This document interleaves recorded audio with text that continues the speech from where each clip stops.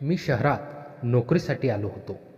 एका तरुण समजूतदार मालकीणीकडे मी भाड्याने राहत होतो. ती एकटीच राहत होती आणि तिला कोणाचाही आधार नव्हता. एक दिवस तिच्या घरचा टी व्ही बंद पडला म्हणून तिने मला मदतीसाठी बोलावले. मी टी व्ही ठीक करून घरी निघणार होतो, पण तेवढ्यात असे काही घडले ज्यामुळे माझं संपूर्ण आयुष्यच बदलून गेलं. माझं नाव रोहन आहे. मी एका खेडेगावातून आलो आहे. गावाकडचं साधं सरळ आयुष्य जगत असताना अचानक माझ्या आयुष्यात एक मोठा बदल झाला. कारण मला नवीनच नोकरी शहरात एका लागली होती. माझं वय सध्या 30 वर्ष आहे आणि खरं सांगायचं तर शहरात पाऊल टाकण्यापासूनच मनात एक वेगळीच धाकधूक होती. शहर, मोठे लोक, अनोळखी आणि सगळ्यात मोठी अडचण म्हणजे राहण्याची सोय. गेल्या 4-5 दिवसापासून मी माझ्या एका मित्राच्या रूमवर राहत होतो. तो मित्र मला खूप मदत करत होता, पण रोज रोज दुसऱ्याच्या रूममध्ये राहणं मला मनातून पटत नव्हतं. मला माझा स्वतःचा छोटासा का होईना पण फ्लॅट हवा होता, जिथे मी माझं आयुष्य नव्यानं सुरू करू शकेन. म्हणूनच मी फ्लॅट शोधायला सुरुवात केली. माझ्या एका मित्राच्या ओळखीनं मला एक फ्लॅट पाहायला मिळणार होता. मी आणि माझा मित्र विशाल दोघीही त्या सोसायटीमध्ये गेलो. ती सोसायटी दिसायला चांगली होती. स्वच्छ, नीटनेटकी, शांत आणि एकदम फॅमिली वातावरण असलेली. आम्ही दोघं जिना चढत पहिल्या मजल्यावर पोचलो आणि एका दारावरची बेल वाजवली. काही सेकंदात शांतता होती आणि मग दरवाजा उघडला. समोरचं दृश्य खरंच अनपेक्षित होतं. दरवाजात एक सुंदर देखणी, साधारण 28 ते 29 वर्षाची माझ्याच वयाची तरुणी उभी होती. तिचा चेहरा इतका प्रसन्न होता की पहिल्या नजरेत तिच्याकडे पाहून एखाद्याचं मन हलकं होईल. तिचे पाणीदार डोळे आणि चेहऱ्यावरचे साधेपण काळजाचा ठाव घेणारं होतं. ती थोडीशी हसली आणि म्हणाली, "कोण हवं आहे?" विशाल लगेच म्हणाला, "नमस्कार, माझं नाव विशाल आणि हा माझा मित्र रोहन. आम्हाला समजलं की तुमच्याकडे फ्लॅट भाड्याने आहे." ती तरुणी अजूनच हसली. तिच्या गालावर पडलेली छोटीशी खळी पाहून माझं मन भान हरपल्यासारखं झालं.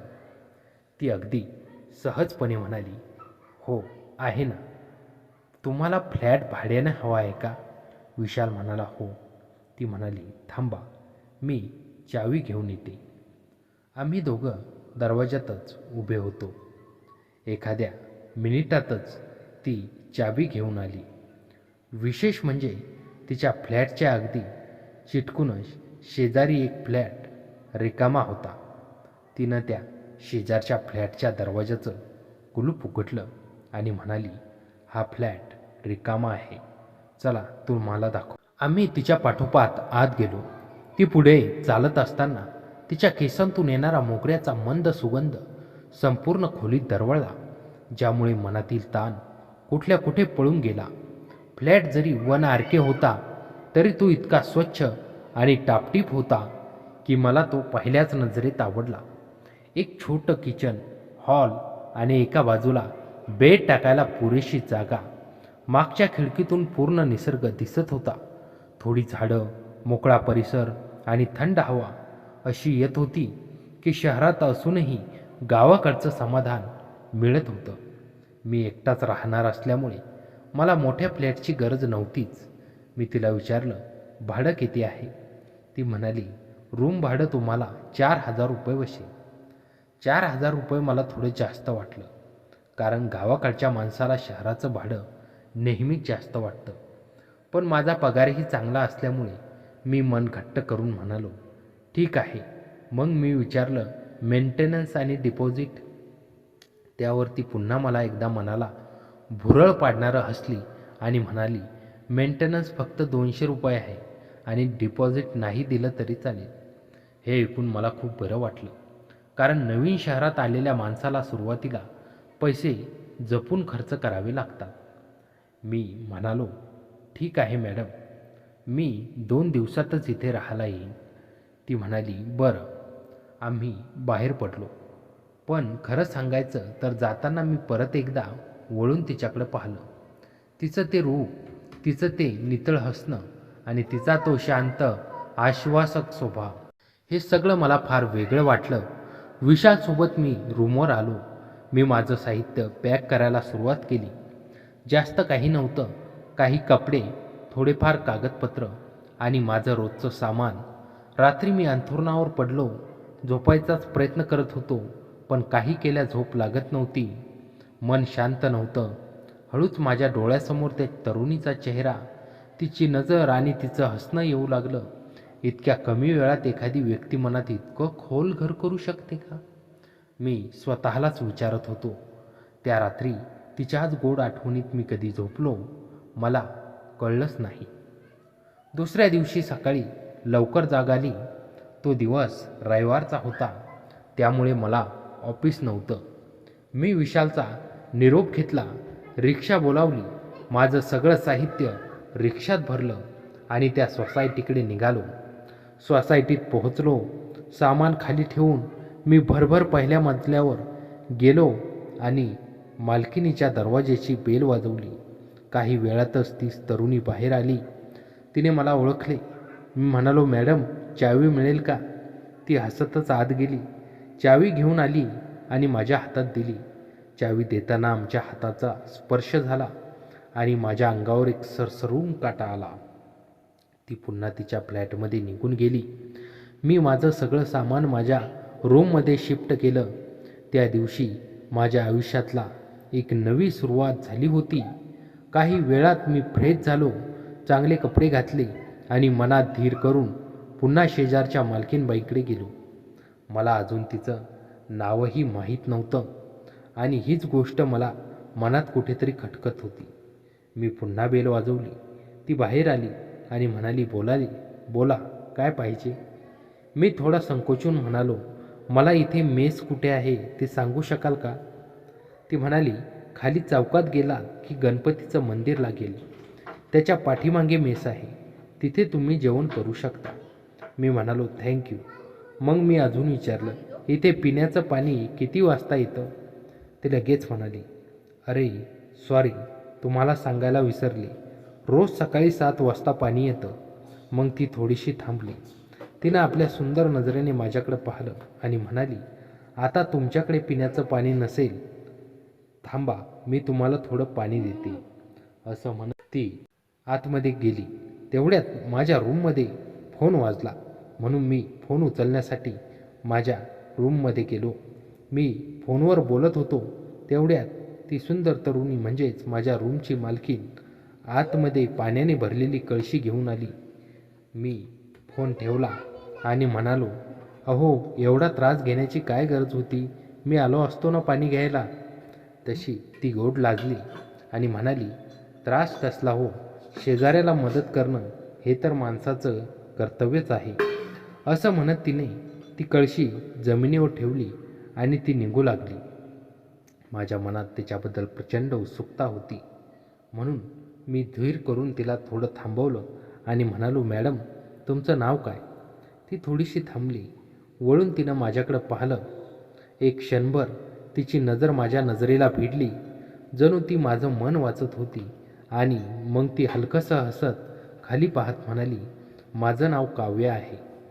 असं म्हणत ती थोडीशी लाजली आणि पटकन आपल्या घरातून निघून गेली. मी दरवाजा बंद केला. माझं मन आता पूर्णपणे तिच्या नावावर, तिच्या आवाजावर आणि तिच्या त्या साध्या पण आपुलकीच्या वागण्यावर अडकलं होतं. दिवस सरकत होते. शहराची सवय लागत होती. पण या सगळ्यातही माझ्या मनात एकच नाव कायम होतं, काव्या.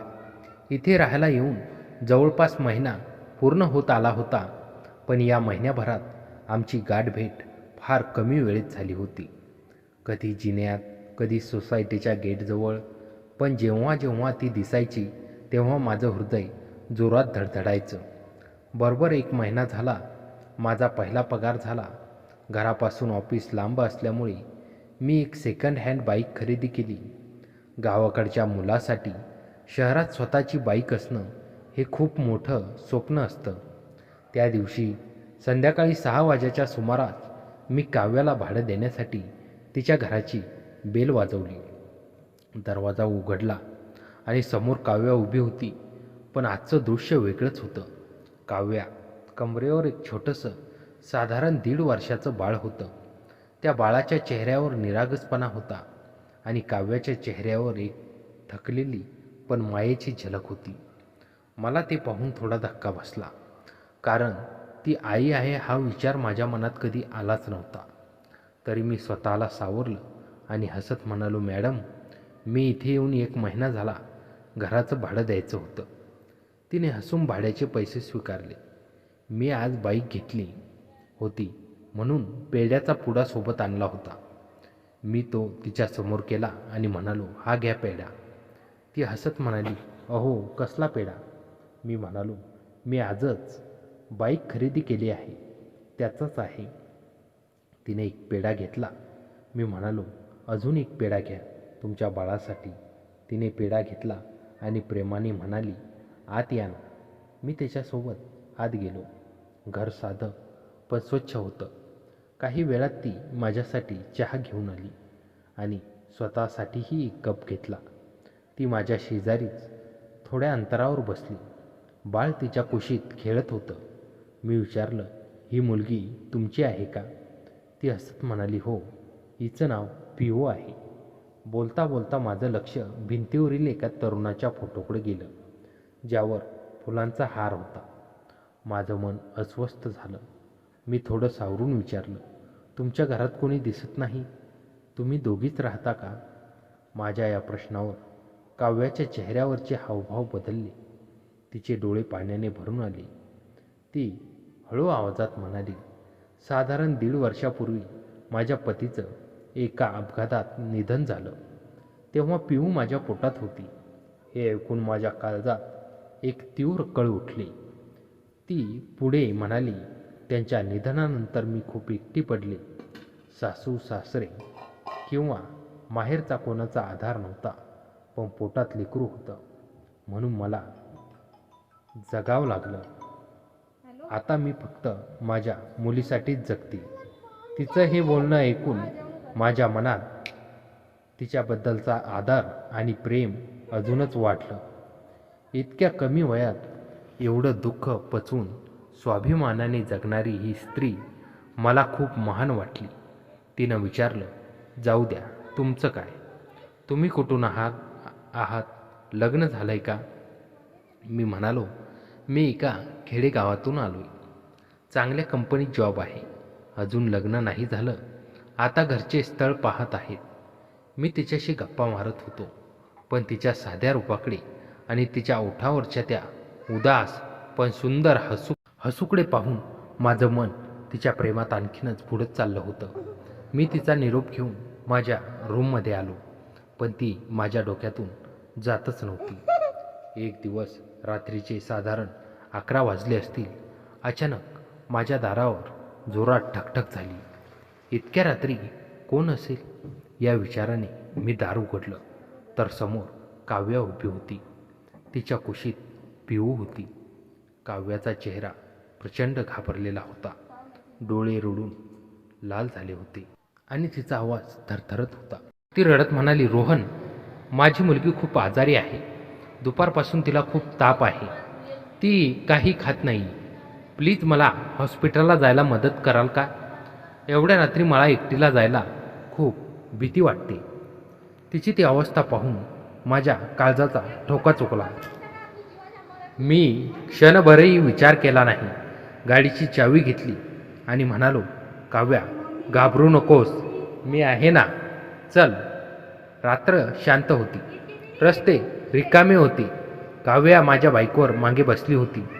तिने भूतीपोटी एका हाताने बाळाला धरलं होतं आणि दुसऱ्या हाताने नकळत माझ्या खांद्याचा घट्ट आधार घेतला होता. तिचा तो स्पर्श, तिचे ते थरथरणारे शरीर मला जाणवत होतं. मी गाडी शक्य तितक्या वेगाने आणि सुरक्षितपणे हॉस्पिटलकडे पळवली. हा नेहमीचा व्हायरल ताप आहे. त्यांनी पिऊला सलाईन लावली.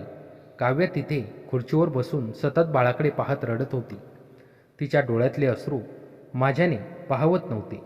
मी अगदी जवळ जाऊन बसलो.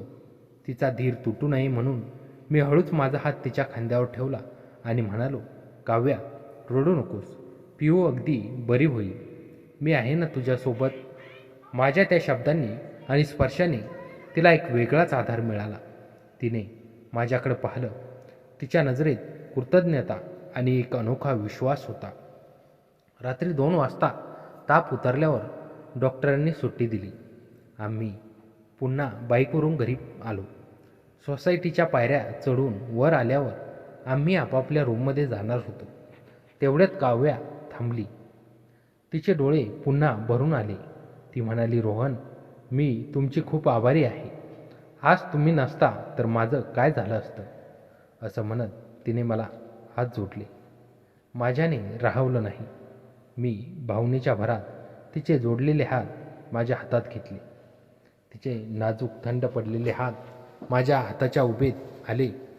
मी तिच्या डोळ्या पाहत म्हणालो, काव्या, पुन्हा कधीच माझ्यासमोर हात जोडायचे नाहीत. मी फक्त तुझा शेजारी नाही तर तुझा हक्काचा माणूस समज मला. काव्याने तिचे डोळे पुसले, पण आमच्या हातांची पकड काही क्षण तशीच राहिली. त्या रात्री आमच्यात एक न बोलताही खूप काही सांगून जाणारं नातं तयार झालं होतं. काही दिवस असेच गेले. पिहू पूर्णपणे बरी झाली. एक दिवस रविवार होता. दुपारच्या वेळी काव्या माझ्या दारावर आली आणि म्हणाली, रोहन, तुम्हाला TV रिपेअर करता येतो का? माझा TV अचानक बिघडला आहे. मला खरं तर TVचं फारसं ज्ञान नव्हतं, पण तिच्यासाठी मी लगेच म्हणालो, हो नक्कीच, चला पाहूया. मी तिच्या रूममध्ये गेलो. TVचा स्क्रीन ब्लर होती आणि मुंग्या येत होत्या. मी वायर, प्लग आणि सेटअप बॉक्स तपासू लागलो. मोबाईलवर काही टिप्स पाहून मी 10-15 मिनिटे प्रयत्न करत राहिलो. केबल हलवून पाहिली आणि अचानक TVचं चित्र स्पष्ट झालं. TV व्यवस्थित चालू होताच काव्याच्या चेहऱ्यावर एक सुंदर मनमोहक हसू आलं. तिची मुलगी पिहू त्यावेळेस झोपलेली होती. मी म्हणालो, चला, झाला ठीक, मी येतो आता. तशी काव्या अडखळत म्हणाली, थांबा ना, तुम्ही इतका वेळ मेहनत केली, चहा तरी पिऊन जा. तिने माझ्यासाठी चहा केला आणि स्वतःसाठीही आणला. आम्ही दोघं रूममध्ये एकत्र बसलो. TVवर योगायोगाने एक हिंदी रोमॅन्टिक सिनेमा सुरू होता आणि एक अतिशय सुमधुर रोमॅन्टिक गाणं वाजत होतं. खोलीमध्ये एक वेगळी शांतता पसरली होती, जिथे फक्त गाण्याचे शब्द आणि आमच्या हृदयाचे ठोके ऐकू येत होते. TVवरचा तो रोमॅन्टिक सीन पाहून काव्या थोडी लाजली आणि तिने तिची नजर खाली वळवली. तिचे ते लाजणे, तिचे ते ओठ आणि तिच्या गालावरची खळी पाहून माझ्या मनातील भावनांचा बांध फुटला. मला जाणवलं की आता जर मी बोललो नाही तर आयुष्यभर स्वतःला माफ करू शकणार नाही. मी हळू आवाजात तिच्या अगदी जवळ सरकत म्हणालो, काव्या, तू इतकी तरुण आहेस, सुंदर आहेस. पिहूला आणि तुला एका भक्कम आधाराची गरज आहे. तू दुसरा संसार का करत नाही? माझा हा प्रश्न ऐकून काव्याच्या डोळ्यात पाणी आलं. ती म्हणाली, रोहन, माझ्यासारख्या विधवेला आणि एका मुलीच्या आईला या समाजात कोणी स्वीकारणार? त्या क्षणी मी काव्याच्या नाजूक हात थेट माझ्या दोन्ही हातात घेतला. माझ्या या अनपेक्षित स्पर्शाने काव्याने दचकून माझ्याकडे पाहिलं. तिच्या डोळ्यात भीती, आश्चर्य आणि एक सुप्त आशा होती. मी तिच्या डोळ्यात अगदी खोलवर पाहत म्हटलं, अत्यंत प्रेमाने म्हणालो, मी स्वीकारला तयार आहे काव्या. तू माझ्याशी लग्न करशील का? काव्या स्तब्ध झाली. तिचे श्वास वाढले. मी पुढे म्हणालो, मी इथे शहरात एकटा आहे, तूही एकटी आहेस. मला तुझा भूतकाळ नकोय. मला तुझा आज आणि उद्या हवा आहे. मला तू खूप आवडतेस काव्या. तुझ्या त्या हसण्यावर, तुझ्या साध्या स्वभावावर माझा जीव जडलाय. मी पिऊला माझं स्वतःचं मूल समजेन आणि तुला या जगातील सगळं सुख देईन. सांग, येशील माझ्या आयुष्यात? माझे हे शब्द ऐकून काव्याच्या भावनांचा बांध फुटला. तिला इतकी वर्ष ज्या खऱ्या प्रेमाची आणि आदराची गरज होती ती तिला माझ्या रूपात मिळालं होतं. तिने कसलाही विचार न करता स्वतःला माझ्या स्वाधीन केलं आणि माझ्या खांद्यावर डोकं ठेवून ती ओक्साओक्शी रडू लागली. मी तिला माझ्या कवेत घट्ट ओढलं. तिच्या पाठीहून हात फिरवत तिला शांत केलं. तिच्या केसांचा तो सुगंध मला स्वर्गीय सुखाचा अनुभव देत होता. त्या क्षणी आमचं प्रेम अधिकच गहरं झालं. त्यानंतरचे दिवस आमच्यासाठी स्वप्नवत होते. मी मेस पूर्णपणे बंद केली. काव्या माझ्यासाठी रोज आवडीचे गोडधोड जेवण बनवू लागली. ऑफिसचा डबा देऊ लागली. पिहू मला ओळखू लागली होती आणि मला बाबा म्हणून हाक मारू लागली. तेव्हा माझ्या डोळ्यात आनंदाश्रू आले. सुरुवातीच्या काव्याला समाजाची भीती वाटत होती, पण मी तिला समजावले की आपलं आयुष्य आपल्या जगायचं असतं, लोकांसाठी नाही. शेवटी आम्ही दोघांनी अत्यंत साधेपणाने पण कायदेशीररित्या कोर्टात लग्न केले. आज मी, काव्या आणि आमची छोटीशी पिऊ एकत्र खूप सुखाचा संसार करत आहोत. काव्या आता फक्त माझी पत्नी नाही, तर ती माझ्या आयुष्याचा आधार आहे, माझी ताकद आहे आणि माझं सुंदर घर आहे. लग्न तर झालं होतं, पण खऱ्या अर्थानं दोन जीव आणि दोन वेगळी आयुष्य एकमेकात विणली जाण्याची प्रक्रिया आता सुरू झाली होती. एका खेडूत सरळ मार्गी मुलाचा आणि एका वादळातून सावरलेल्या स्वाभिमानी स्त्रीचा हा संसार होता. सुरुवातीचे काही दिवस खूप संमिश्र भावनांचे होते. काव्याच्या मनात अजूनही समाज, शेजारी पाजारी आणि पियूच्या भविष्याबद्दल थोडी धाकधूक असायची. पण माझं तिच्यावरचं प्रेम आणि विश्वास या भीतीला हळूहळू विरघळून टाकत होतं. काव्या आता पूर्ण हक्काने माझ्या घरात वावरत होती. आमच्या दोघांच्या 1 RK रूम आता एक झाल्या होत्या. आम्ही मधली भिंत ओलांडून एका नव्या घरात प्रवेश केला होता. लग्नानंतरचे ते सुरुवातीचे दिवस अत्यंत रोमांटिक आणि तितकेच भावनिक होते. रोज सकाळी जेव्हा मला जाग यायची तेव्हा समोर काव्याचा तो अत्यंत शांत आणि प्रसन्न चेहरा दिसायचा. तिचे विस्कटलेले केस तिच्या गालावर आलेले असायचे. मी हलकस तिचे ते केस कानामागे करायचो तेव्हा तिच्या चेहऱ्यावर एक गोड लाज उमलायची.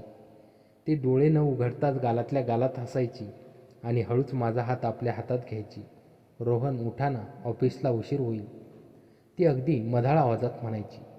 हो, उठतो ना, पण आधी या चहापेक्षा गोड हसू तर बघू दे, मी तिला जवळ ओढत म्हणायचो. ती थोडीशी लाजायची आणि माझ्या जवळून सुटून सरळ किचनमध्ये पळायची. तिच्या पैंजणाचा तो छनछन आवाज संपूर्ण घरात एक जिवंतपणा आणायचा. माझ्यासाठी मेस पूर्णपणे बंद झाली होती आणि त्याची जागा काव्याच्या हाताच्या चविष्ट जेवणाने घेतली होती. ती रोज रात्री सकाळी आवडीने माझ्या आवडीचे पोहे किंवा उपमा बनवायची. ऑफिसचा डबा भरताना ती त्यात केवळ जेवण नाही तर तिचं प्रेमही भरायची. कधीकधी डब्यामध्ये एखादी छोटी चिठ्ठी असायची ज्यावर लिहिलेलं असायचं, जेवण वेळेवर करा आणि माझी आठवण काढा.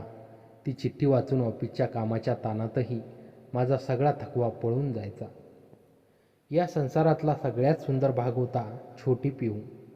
सुरुवातीला ती माझ्याकडे यायला थोडी घाबरायची, पण मी तिच्यासाठी रोज येताना नवीन खेळणी, चॉकलेट्स आणि छोटी छोटी पुस्तके आणायला सुरुवात केली. हळूहळू तिलाही माझी सवय झाली. एक दिवस मी संध्याकाळी ऑफिसमधून दमून आलो होतो. मी सोफ्यावर बसून डोळे बंद केले होते. तेवढ्यात मला जाणवलं की कोणीतरी छोट्या पावलांनी माझ्याकडे येतंय. मी डोळे उघडून पाहिलं तर पिऊ तिच्या हातात एक खेळण्यातली गाडी घेऊन उभी होती. तिनं ती गाडी माझ्या हातात दिली आणि तिच्या बोबड्या आवाजात म्हणाली, बाबा, गाडी. तो शब्द ऐकून माझ्या अंगावर काटा आला. माझ्या डोळ्यातून आनंदाश्रू वाहू लागले. मी तिला कडेवर घेतलं आणि घट्ट मिठी मारली. किचनच्या दारातून काव्या हे सगळं पाहत होती. तिच्याही डोळ्यात पाणी आलं होतं, पण ते दुःखच नव्हतं, तर एका आईला मिळालेल्या परमोच्च सुखाचे आनंदाश्रू होते. त्या दिवसापासून पिऊ माझी आणि मी पिऊचा झालो. रात्री ती माझ्या छातीवर डोके ठेवून झोपायची आणि ते मला जगातील सगळ्यात श्रीमंत माणूस बनवायचं. लग्न होऊन साधारण 3 महिने झाले असतील. जुलै महिन्याचे दिवस आणि शहरात मुसळधार पाऊस कोसळत होता. खिडकीतून थंड वाऱ्याचा झोत आत येत होता आणि झाडांची पानं पावसात न्हाऊन निघाली होती. त्या दिवशी शनिवार असल्यामुळे मला ऑफिसला सुट्टी होती. पिऊ लवकर जेवून तिच्या लहान बेडवर गाढ झोपली होती. घरात फक्त टीव्हीचा मंद प्रकाश आणि बाहेर पडणाऱ्या पावसाचा टपटप आवाज होता. काव्या किचनमधलं काम आवरून हॉलमध्ये आली. तिने निळ्या रंगाची साधी पण सुंदर साडी नेसली होती, ज्यामध्ये ती चंद्रासारखी चमकत होती. तिच्या ओल्या केसांतून पाण्याचे थेंब तिच्या पाठीवर उघळत होते. मी सोफ्यावरून उठलो आणि तिच्या मागे जाऊन उभा राहिलो. मी हळूच तिचे ओले केस एका बाजूला केले आणि तिच्या मानेवर माझे ओठ टेकवले. माझ्या या अनपेक्षित स्पर्शाने काव्या शहारली. तिच्या तोंडून एक हलका सुस्कारा निघाला. तिने डोळे बंद केले आणि ती मागे वळून माझ्या छातीवर विसावली. रोहन, कोणीतरी बघेल, ती थरथरत्या आवाजात म्हणाली. कोणी नाही बघत आहे काव्या. पिऊ झोपली आणि बाहेर पाऊस आपल्या प्रेमाची साक्ष देतो. मी तिचा चेहरा माझ्या हाताच्या उंजळीत घेत म्हणालो. तिच्या पाणीदार डोळ्यात माझ्याबद्दलचं अथांग प्रेम आणि समर्पण दिसत होतं. मी हळूच माझे ओठ तिच्या ओठावर टेकवले. तो स्पर्श खूप आश्वासक, मऊ आणि प्रेमाने भरलेला होता. तिनेही माझ्या खांद्याभोवती तिचे हात घट्ट आवळले. त्या पावसाळी रात्री थंड वातावरणात आमच्या श्वासांची उब एकमेकांना सुखावून गेली. आम्ही दोघं सोफ्यावर एकमेकांना कवेत घेऊन खूप वेळ बसून राहिलो. रोहन, मी कधी विचारही केला नव्हता की माझ्या आयुष्यात एवढं सुख पुन्हा येईल. तुम्ही मला आणि पिऊला नवीन आयुष्य दिलं. काव्या माझ्या छातीवर बोट फिरवत म्हणाली. काव्या, आयुष्य तू मला दिलंस. गावाकडून आलेल्या या एकट्या रोहनला तू एक घर दिलंस, संसार दिलास. मी खूप नशीबवान आहे. मी तिच्या कपाळावर चुंबन घेत म्हणालो. संसार सुरळीत चालला होता, पण मनात एक खंत होती. माझ्या आईबाबांना मी या लग्नाबद्दल अजून काही सांगितलं नव्हतं. गावाकडचे लोक, त्यांचे विचार आणि त्यात काव्याचं विधवा असणं, या सगळ्यामुळे मी थोडा थांबलो होतो. पण आता मला वाटलं की हीच योग्य वेळ आहे. मी काव्याला सांगितलं की आपण गावी जाऊया. गावाचं नाव ऐकताच काव्याच्या चेहऱ्यावर पुन्हा चिंतेचे ढग आले. रोहन, तुमचे आईबाबा मला स्वीकारतील का? गावचे लोक काय म्हणतील? मला तुमचं घर तोडायचं नाही. ती रडू लागली. मी तिचा हात हातात घेतला आणि म्हणालो, काव्या, माझे आईबाबा साधे आहेत. त्यांना जेव्हा कळेल तू माझ्यावर आणि घराबाहेर किती प्रेम करतेस, तेव्हा ते नक्की समजून घेतील आणि मी तुझ्यासोबत. मग भीती कसली? आम्ही तिघं गावी जाण्यासाठी निघालो. गाडी जशी जशी गावाकडे जात होती तशी काव्याची धाकधूक वाढत होती. पिऊ मात्र खिडकीबाहेरचे झाडं आणि शेत पाहून खुश होत होती. आम्ही गावाकडच्या आमच्या घरासमोर पोहोचलो. आई आणि बाबा ओट्यावरच बसले होते. मला बघून आईच्या चेहऱ्यावर आनंद ओसंडून वाहू लागला. पण माझ्या मागे काव्य आणि तिच्या कडेवर पिऊला पाहून दोघेही थबकले. त्यांना काय बोलावं सुचत नव्हतं. मी पुढे गेलो. आई बाबांच्या पाया पडलो. मग काव्याला पुढे बोलावलं.